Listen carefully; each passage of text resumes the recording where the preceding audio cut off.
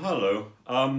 Now, I don't know how many of you remember Edward Heath. I remember him very well. I remember the 3-day week and all the power cuts at school and walking around school with a candle.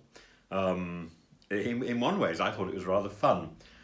But I also remember vividly him scowling on the front bench at one side in the House of Commons during the premiership of Mrs. Thatcher. Now, he's on record saying, whatever the lady does is wrong. I do not know of a single right decision taken by her. He said this in 1989. And then when she resigned a couple of years later in 1990, he came up with the great lines, "Rejoice, rejoice."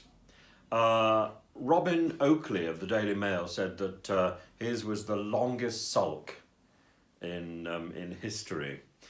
Now, why am I telling you this? It's because there are back channels, and I've always thought that Edward Heath's sniping at Mrs. Thatcher was completely inappropriate.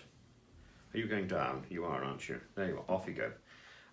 But what we've got at the moment is former Prime Ministers Theresa May and John Major both taking a public swing at the current sitting Prime Minister, Boris Johnson, who is part of their own party.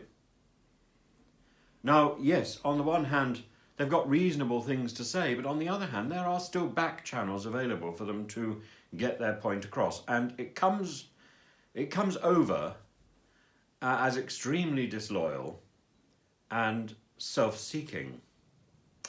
I think this is the case in most situations. Once the back channels have closed, I think then is the time to go to the press, then is the time to talk aloud, because there is no other way of changing the future. It's very, very foolish organisations that close those back channels because, if you have been in power, if you've been in a situation, and maybe you see that it's going, the same sort of situation is being handled badly by your successors, you have a right and you have a duty, I think, to speak out. But ideally, you would do that behind the scenes. But, once those doors close, then indeed you have to speak aloud.